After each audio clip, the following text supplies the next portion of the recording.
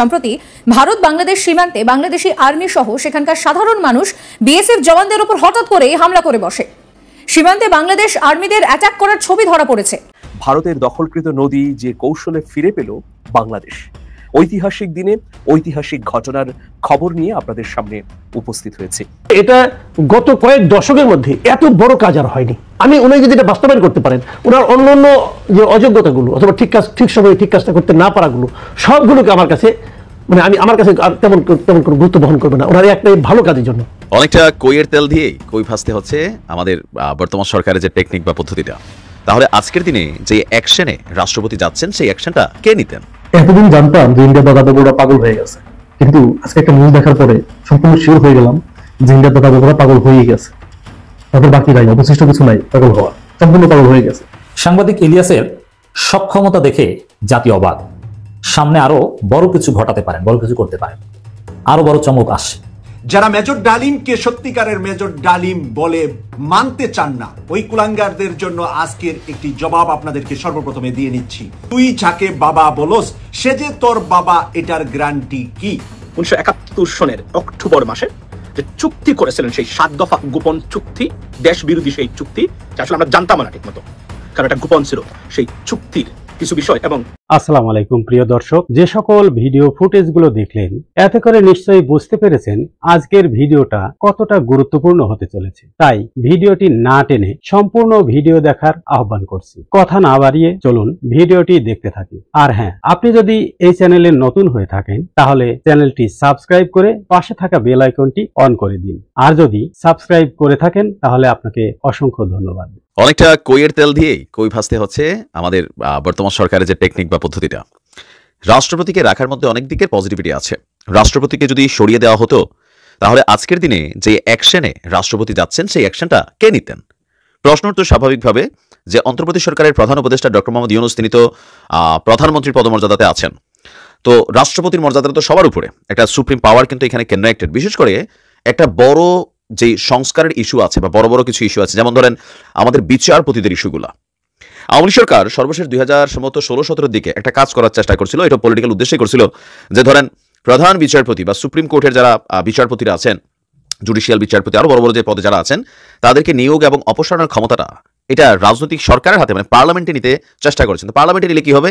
এই দেশে গত 17 বছর পার্লামেন্টে বিপরীত দল বলতে কোনো কিছুই ছিল না। সো স্বাভাবিক সেখানে গেলে এটা অনেক কিছুই করা যেত। কিন্তু সুপ্রিম কোর্টের বিচারপতিরা বিষয়টা কিন্তু বুঝতে পারে, এটাকে খারিজ করে দিয়েছিলেন। সরকার তখন আরেকটা রিভিউ করছিল, খারিজ করে দিয়েছেন। এই পাওয়ারটা বেসিক্যালি রাষ্ট্রপতির হাতে থাকে। সুপ্রিম কোর্টের প্রধান বিচারপতিকে অপসারণ, নিয়োগ, পাশাপাশি আরো অনেক বিচারপতি আছেন যাদেরকে বাদ দেওয়া, বহিষ্কার করা বা সামহ তাদের জায়গা থেকে অপসারণ করা, এই পাওয়ারটা রাষ্ট্রপতির হাতে।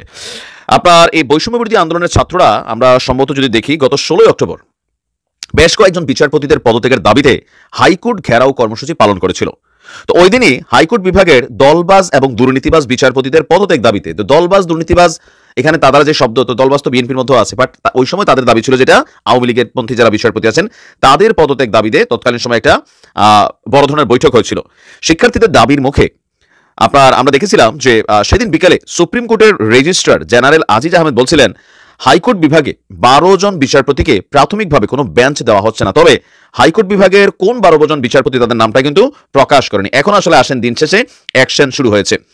অভিযুক্ত বিচারপতিদের বিরুদ্ধে ওঠা নানান অভিযোগের তদন্তের নির্দেশ দিয়েছেন রাষ্ট্রপতি মোহাম্মদ শাহাবুদ্দিন চুপ্পু। সুপ্রিম কোর্ট প্রশাসনের এক বিজ্ঞপ্তির মাধ্যমে আমরা এই তথ্য দেখছি যে আগামী সপ্তাহে ওই বিচারপতিদের বিষয়ে তদন্ত কার্যক্রম শুরু করবে সুপ্রিম জুডিশিয়াল কাউন্সিল। তো সুপ্রিম জুডিশিয়াল কাউন্সিলে আপনার কারা কারা কাজ করছেন আমরা যদি দেখি, এখানে আপনার নিয়ম অনুযায়ী রাষ্ট্রপতি সুপ্রিম জুডিশিয়াল কাউন্সিলের সুপারিশকে বাস্তবায়ন করবেন। তদন্ত শেষ হওয়া বিচারপতিদের প্রতিবেদন সহ সুপ্রিম জুডিশিয়াল কাউন্সিলের সুপারিশ রাষ্ট্রপতির কাছে যাবে, তিনি এরপর এটা নিয়ে ব্যবস্থা নেবেন। তো গত বছর নভেম্বরে সুপ্রিম কোর্ট প্রশাসনিক বিজ্ঞপ্তিতে ষোড়শ সংশোধনী রায়ের পরে সুপ্রিম জুডিশিয়াল কাউন্সিল গঠন করা হলে ওই কাউন্সিলে কয়েকজন বিচারপতিদের তথ্য যাচাই বাছাইয়ের কাজ শুরু হয়েছিল, যেটা এখনো চলমান। এরপর গত 4 ডিসেম্বর আপনার সুপ্রিম জুডিশিয়াল কাউন্সিলের মাধ্যমে বর্তমানে বেশ কয়েকজন বিচারপতির আচরণের বিষয়ে প্রাথমিক অনুসন্ধান চলছে। গত 15 ডিসেম্বর সুপ্রিম জুডিশিয়াল কাউন্সিলের সংবিধানের 96 অনুচ্ছেদ প্রয়োগ করে সুপ্রিম কোর্টের কয়েকজন বিচারপতির বিষয়ে তথ্যাবলী রাষ্ট্রপতির কাছে পাঠানো হয়েছে বলেও জানিয়েছে। বিচারপতিদের অপসারণ ক্ষমতা, এই ক্ষমতাটা আমাদের রাষ্ট্রপতির কাছে আছে। তো এখন আমরা যদি দেখি, সুপ্রিম জুডিশিয়াল কাউন্সিল গঠিত হয় প্রধান বিচারপতি এবং পরবর্তী জ্যেষ্ঠ দুজন বিচারপতিকে নিয়ে। তো আমরা খুব আশ্চর্য হব না যে আগামীতে যে 12 জন রাষ্ট্রপতির বিরুদ্ধে অভিযোগ ছিল, আরো অনেকে তাদের নাম প্রকাশ করা হয়নি, তারা খুব শীঘ্রই সম্ভবত অপসারিত হতে যাচ্ছেন। আর এই স্বাক্ষরটা রাষ্ট্রপতি করবেন। এই স্বাক্ষরটা যদি রাষ্ট্রপতি চুপ্পু সাহেব না থেকে অন্য কেউ করতো, এটা নিয়ে একটা বিতর্কের সুযোগ ছিল। এখন যেহেতু তিনি রাষ্ট্রপতি, বাট আওয়ামী লীগ কর্তৃক নিয়োগকৃত আবার যে বিচারপতিদের আলোচনাটা হচ্ছে, কেউ কেউ বলছেন তারা আওয়ামীপন্থী। বিশেষ করে এই সরকারের, গত সরকারের কয়েকজন ঊর্ধ্বতন যারা নেতা, এমপি, মন্ত্রী ছিলেন, অনেকের জামিন হয়ে গেছিল। তো সেই জামিন শুনানির পরে কিন্তু বিষয়গুলো নিয়ে একটা আলোচনা বা বৈষম্য বিরোধীদের মধ্যে ক্ষোভ দেখা দিয়েছিল যে এখানে একটা সিস্টেম চলতেছে, বিচারপতিরা তারা দলবাজ হয়ে গেছেন, এরকম বিভিন্ন ধরনের বক্তব্য আমরা দেখেছি।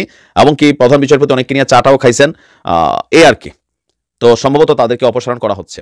ভারতের দখলকৃত নদী যে কৌশলে ফিরে পেল বাংলাদেশ, ঐতিহাসিক দিনে ঐতিহাসিক ঘটনার খবর নিয়ে আপনাদের সামনে উপস্থিত হয়েছে। প্রিয় দর্শক, থাকুন আমার সঙ্গে। ফেলানী মোদের মায়ের পেটের বোন, বোনের জন্য ভাইয়েরা দেবে জীবন। আজ ঐতিহাসিক 7ই জানুয়ারি, ফেলানী হত্যা দিবস। আজ থেকে 14 বছর আগে 2011 সালে ফেলানীকে হত্যা করে ভারতীয় সীমান্ত রক্ষী বাহিনী বিএসএফ। এর বিচার আজ পর্যন্ত হয়নি। 14 বছর পেরিয়ে গেছে, বিচার নিয়ে নানা টালবাহানা হয়েছে। 2011 সালের 7 জানুয়ারি কুড়িগ্রামের অনন্তপুরে এই ঘটনা ঘটে। অনন্তপুর সীমান্তে বাবার সঙ্গে ফেলানী সীমান্ত কাঁটাতারের পিলার পার হতে চেয়েছিলেন। ঠিক যখন পার হতে যাচ্ছিলেন মই দিয়ে কাঁটাতারের বেড়া, ওই মুহূর্তে বিএসএফ এর সদস্য অমিয় ঘোষ গুলি চালায় এবং ফেলানী শহীদ হন। এই যে ফেলানীকে হত্যা করা হলো, তার দেহটি কিন্তু কাঁটাতারে ঝুলেছিল। সেই সময় অনেকে বলেছে কাঁটাতারের বেড়ায় আসলে ফেলানী ঝুলে নেই, ঝুলে আছে বাংলাদেশ। মানে এই কথার মধ্য দিয়ে বাংলাদেশ যে অরক্ষিত সেটি অনেকে বোঝাবার চেষ্টা করেছেন। প্রিয় দর্শক, এইরকম একটা মুহূর্তে ঐতিহাসিক আরেকটা ঘটনা ঘটেছে। সেই ঘটনা কি? এই ঘটনার বর্ণনা দিতেই আপনাদের সামনে হাজির হয়েছি। ঝিনাইদহের মহেশপুর উপজেলার সীমান্তবর্তী একটি গ্রাম। এই গ্রামের নাম মাটিলা। ছবির মতো সাজানো সুন্দর একটি গ্রাম। এই গ্রামের পাশ দিয়ে বয়ে গেছে কোদালিয়া নদী। এই নদী বাংলাদেশেরই, কিন্তু 1961 সালের পর থেকে সুদীর্ঘ কাল ধরে এই নদী দখলে রেখেছিল ভারতীয় সীমান্ত রক্ষী বাহিনী বিএসএফ। কি কারণে দখলে রেখেছিল তাও আমি আপনাদেরকে বলবো। 1961 সালে ভারত বাংলাদেশের যে সীমানা মানচিত্র তৈরি করা হয়, সেই মানচিত্রে সুস্পষ্টভাবেই দেখা যায় যে কোদালিয়া নদী এটা বাংলাদেশের শূন্য সীমান্তে অবস্থিত, অর্থাৎ বাংলাদেশের অংশের মধ্যে অন্তর্গত। 61 সালের পর যখন 1971 সালে দেশ স্বাধীন হলো, তখন এই কোদালিয়া নদীর পাশে যে জনবসতি গড়ে উঠেছিল, নানা কারণে প্রয়োজনে জনবসতি ধীরে ধীরে আরো বাংলাদেশের অভ্যন্তরে চলে আসে। ফলে কোদালিয়া নদীর পাড়ে আর বাংলাদেশের মানুষের জনসমাগম দেখা যায় না। এই সুযোগে বিএসএফ আস্তে আস্তে কোদালিয়া নদীর বিরাট এবং বিপুল একটি অংশ দখল করে নেয়। আমরা বিভিন্ন তথ্য মারফত জেনেছি, যখনই বাংলাদেশিরা এই নদীতে মাছ ধরতে বা চাষাবাদ করতে যেত, তখনই বিএসএফ বাধা দিত, গুলি করত, হত্যা করত। এ নিয়ে নানা ধরনের উত্তেজনাকর পরিস্থিতি তৈরি হতো বিজেপি এবং বিএসএফ এর মধ্যে। তাহলে এতদিন পর সেটা কিভাবে উদ্ধার হলো? এটাও একটা চাঞ্চল্যকর ঘটনা। 58 বিজেপির কর্মকর্তারা হঠাৎই ভাবতে থাকেন যে এই কোদালিয়া নদীর আসলে মালিকানা কার। 58 বিজেপির চৌকস কর্মকর্তারা অনুসন্ধান চালাতে থাকেন। তারা 1961 সালের ভারত বাংলাদেশের সীমানা মানচিত্র, অন্যান্য স্থানীয় নথিপত্র, ভূমি সংক্রান্ত সকল কাগজ অনুসন্ধান করে দেখেন যে এই কোদালিয়া নদীটি আসলে বাংলাদেশের। এটা অবৈধভাবে বিএসএফ দখল করে রেখেছে।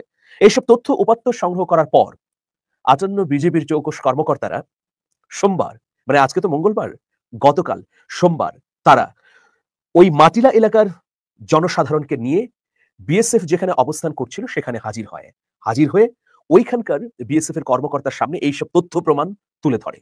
এই তথ্য প্রমাণ তুলে ধরবার যে ভঙ্গি এবং যুক্তি, সেটা এতটাই অকাট্য ছিল, এগুলোকে অগ্রাহ্য করার কোনো ধরনের উপায় ছিল না বিএসএফ এর সদস্যদের। ফলে 2-3 ঘন্টা এ নিয়ে তর্ক বিতর্ক, পাল্টা যুক্তি চলে। শেষমেশ নতি স্বীকারে বাধ্য হয় বিএসএফ, কারণ সেখানে অটল হয়ে সীমান্ত রক্ষীদের পাশে অতন্দ্র প্রহরী হিসেবে দাঁড়িয়েছিলেন এলাকাবাসী, মাটিলা গ্রামের সাহসী মানুষ। ফলশ্রুতিতে বাধ্য হয়েই এই কোদালিয়া নদীর বিপুল দখলকৃত অংশ ছেড়ে ওই প্রান্তে চলে যায় বিএসএফ। উদ্ধার হবার সঙ্গে সঙ্গে বিজেপি জায়গাটিকে নিজেদের আয়ত্তে নেয়, টহল বাড়ানো শুরু করে। ইতোমধ্যে সেখানে জনবল বৃদ্ধির উদ্যোগ নেওয়া হয়েছে এবং ভ্রাম্যমাণ যানবাহনের মাধ্যমে যেন সার্বক্ষণিক টহল দেওয়া যায় সেই ব্যবস্থাও করা হয়েছে। এটাকে বলা হচ্ছে অল টেরিবেন ভেহিকেল বা বিজিবির ভাষায় এটিভি, এটিকেও বরাদ্দ দেওয়া হয়েছে যেন দখলকৃত এই নদীটি পুনরায়, যেন উদ্ধারকৃত এই নদীটি পুনরায় দখল না করতে পারে বিএসএফ। তাহলে এটা গত কয়েক দশকের মধ্যে এত বড় কাজ আর হয়নি। আমি উনি যদি এটা বাস্তবায়ন করতে পারেন, ওনার অন্যান্য যে অযোগ্যতাগুলো অথবা ঠিক সময়ে ঠিক কাজটা করতে না পারাগুলো সবগুলোকে আমার কাছে মানে আমার কাছে আর তেমন কোনো গুরুত্ব বহন করবে না, ওনার একটাই ভালো কাজের জন্য। উনি কি বলেছেন আপনারা শুনুন। তিনি বলেছেন যে অভিযানের সময় অবশ্যই নির্ধারিত পোশাক পরিধান করতে হবে, পরিচয়পত্র দেখাতে হবে, আইনের বাইরের কোনো কাজ করতে পারবেন না। মানে অসাধারণ একটা কথা। মানে কোনো বাসায় যে দরজা নক করলো, নক করে কেউ বললো আমরা ডিবি থেকে এসেছি, আমাদের সঙ্গে যেতে হবে, তারপর থেকে উঠিয়ে নিয়ে গেলো, নিয়ে যাওয়ার পর তার আর কোনো খোঁজ পাওয়া গেলো না। ডিবি অফিসে ফোন করলে বলা হয় যে আমরা কাউকে পাঠাইনি, র্যাব বলে না আমরাও কাউকে পাঠাইনি, কেউ বলে না, কেউ স্বীকার করে না। সে লোকটা পরে কোথায় গেলো? সে লোকটা গুম হয়ে গেল। এই ধরনের ঘটনা আমরা বিগত শেখ হাসিনার আমলে বারবার দেখেছি। একটা ফ্যামিলির জন্য, পুরো দেশের মানুষের জন্য এটা যে কত ভয়াবহ একটা কাজ, এটা কিন্তু আমরা দেখেছি। সে লোকটা চলে গেল, হারিয়ে গেল, গুম হয়ে গেল, ফিরে আসলো না। সে কি মারা গেল নাকি সে একদিন ফিরে আসবে কেউ জানে না। এবং কে ধরে নিয়ে গেল? ধরে নেওয়ার সময় বললো ডিবি নিয়ে গেল, কিন্তু পরে ডিবি বলে ওরা আমাদের লোক না। তাহলে কারা? কোনো জবাব দিতে থাকছে না কিন্তু। এবং যখন তাকে উঠিয়ে নিয়ে যাচ্ছে তখন যে আপনি প্রতিবাদ করবেন তাও পারবেন না, কারণ তারা তো সরকারি লোক, ডিবির লোক বলে এদেরকে পরিচয় দিয়েছে। যে লোকটা নিজেকে ডিবি বলে পরিচয় দিচ্ছে তাকে আপনি বাধা দেবেন কিভাবে? তাও তো পারবেন না। এই সমস্ত ক্ষেত্রে ওনার এই যে নিয়মটা যে সাদা পোশাকে কাউকে গ্রেপ্তার করা যাবে না, আপনাকে আপনার পরিচয়পত্র দেখাতে হবে, দেখিয়ে বলতে হবে যে আমরা অমুক জায়গা থেকে এসেছি, দেখুন আমার পরিচয়পত্র, আপনার এই লোকটাকে আমরা জিজ্ঞাসাবাদের জন্য নিয়ে যাচ্ছি। তাহলে হলো কি, আপনি জানতে পারলেন যে আপনার লোকটা কোথায় গেল, তার সব পক্ষে আপনি আইনগত লড়াই করেন, যা করেন, তারপরে আপনি আইনের মধ্যে থাকবেন।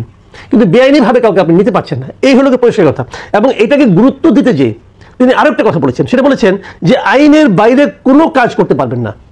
আইনের বাইরে আমিও যদি কোনো আদেশ করি তারা যেন সেটি ফলো না করেন।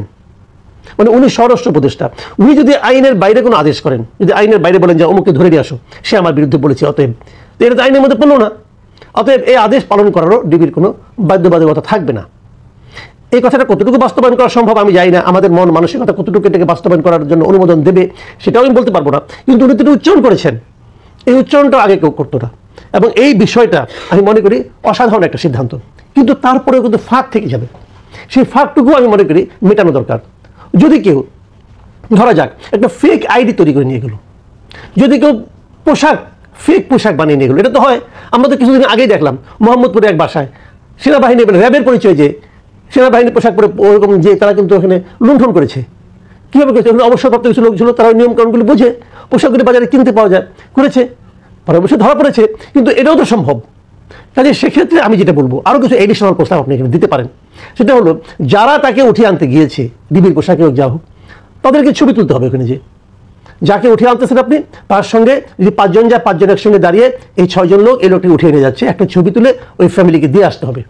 এটা একটা পদ্ধতি হতে পারে। কাজে যদি তারা ফেক লোক হয়, যেন ওই ছবি দেখে পরবর্তীতে অন্যান্য পুলিশের কর্মকর্তারা অ্যাকশন, গভর্নমেন্ট সরকার অ্যাকশন নিতে পারে।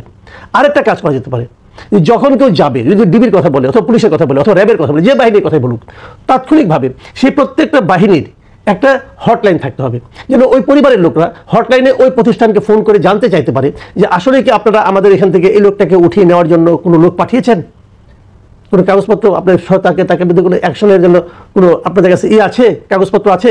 যদি বলে হ্যাঁ আমরা পাঠিয়েছি, তাহলে আপনি বিশ্বাস করতে পারেন এবং কে কার সঙ্গে কথা বললেন তার নামটাও আপনি জেনে নিতে পারেন। এই কাজগুলি করেন। আমরা তো আইনে বাধা দিচ্ছি না, আইনের মতোই চলুক, কিন্তু এই কাজগুলি করা উচিত। আমি স্বরাষ্ট্র উপদেষ্টাকে অনেক ধন্যবাদ জানাচ্ছি এই ধরনের একটা সিদ্ধান্ত নেওয়ার জন্য।